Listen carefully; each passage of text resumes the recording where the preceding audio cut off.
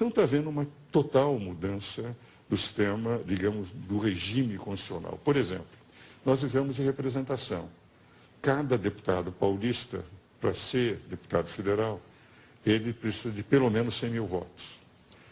Que representa? Ele pode ser um mau deputado, mas é o povo que vota.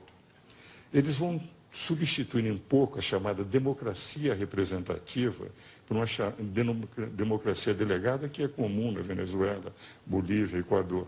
Vale dizer, o povo vai ser chamado sempre para discutir não, votar em plebiscitos e referendos, criando-se quase um sistema semelhante ao sistema da Constituição venezuelana, pela qual haverá o poder executivo, o povo, como os dois poderes, e o poder legislativo, o judiciário e o Ministério Público serão poderes acólitos. Então, é indiscutivelmente um plano que representa o pensamento daqueles que fizeram.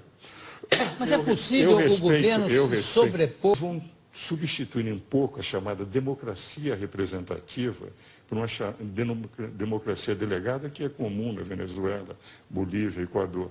Vale dizer, o povo vai ser chamado sempre para discutir não, votar em plebiscitos e referendos, criando-se quase um sistema semelhante ao sistema da Constituição venezuelana, pela qual haverá o poder executivo, o povo, como os dois poderes, e o poder legislativo, o judiciário e o Ministério Público serão poderes acólitos.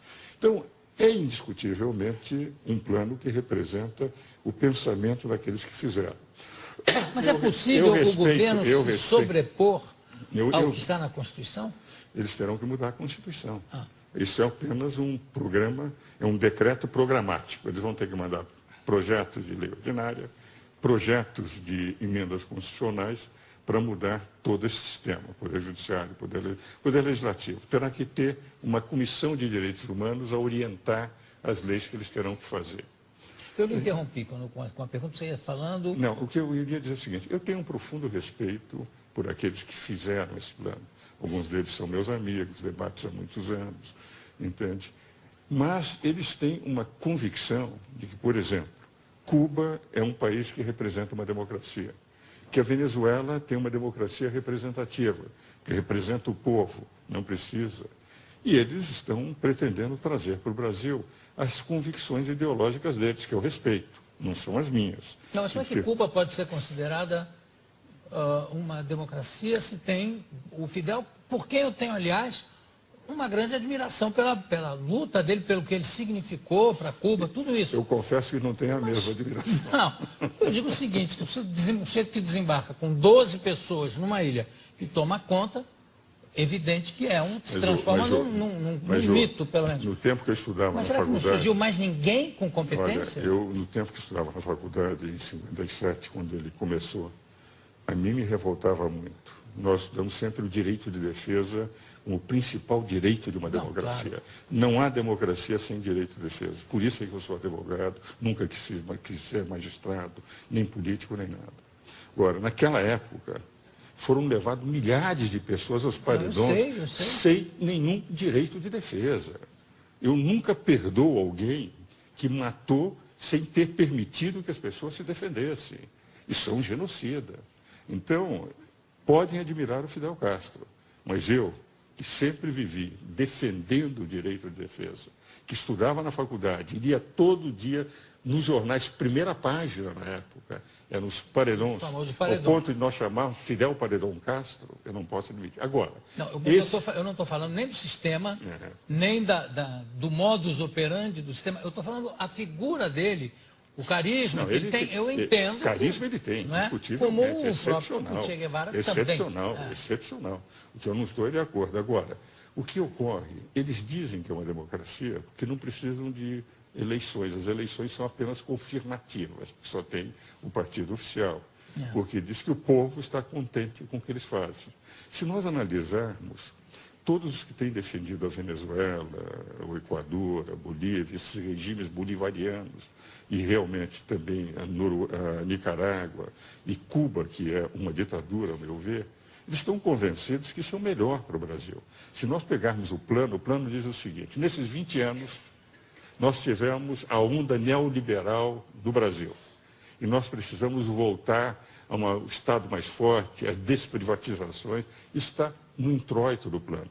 Ora, eu acho que esses 20 anos foram os grandes anos de o Brasil saltar de um país relativamente desconhecido, de grande extensão territorial, para ter hoje uma participação no cenário mundial. Porque, como é que eu posso dizer que esses 20 anos foram um fracasso e que nós precisamos voltar às estradas? Não, incluído, nesses 20 anos, os governos do presidente Lula. Claro, né? Não, e o Lula, vou dizer o seguinte, os primeiros 7 anos do presidente Lula, ele teve uma participação internacional fantástica. Eu tenho a impressão que o Lula, ele fez um erro a partir do episódio de Honduras. Porque eu tinha certeza que este ano ele seria indicado para o Prêmio Nobel da Paz.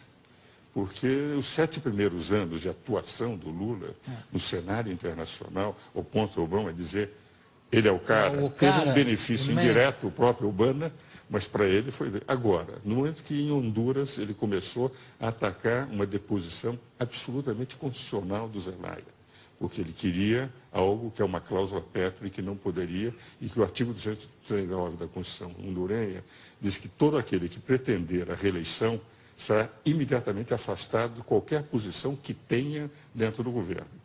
Basta dizer que um dos maiores juristas brasileiros, que é do PT, foi secretário do PT, que é Dalmo Dallari, escreveu um artigo na Folha dizendo realmente foi constitucional a deposição do Zelaya.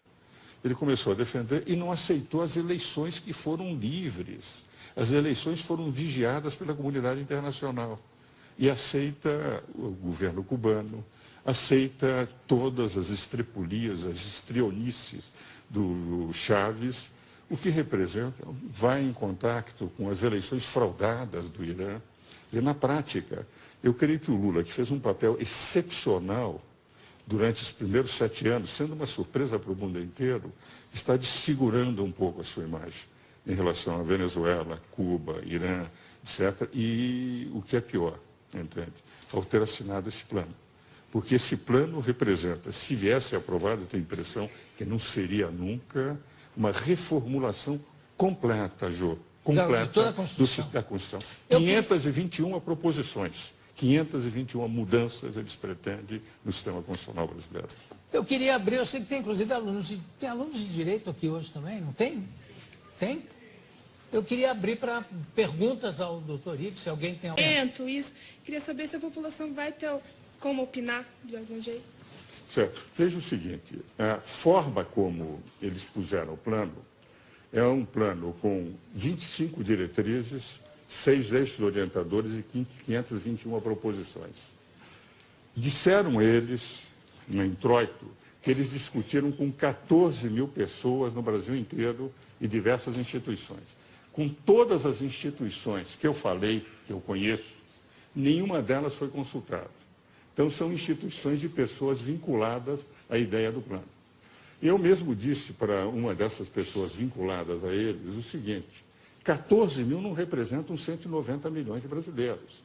Um deputado em São Paulo, para ser eleito, precisa de 100 mil votos, para ser 1/70 dos deputados que representam São Paulo no Congresso Nacional. 100 mil. Eles consultaram 14 mil, em nome de 14 mil, estão falando por 190 milhões de brasileiros.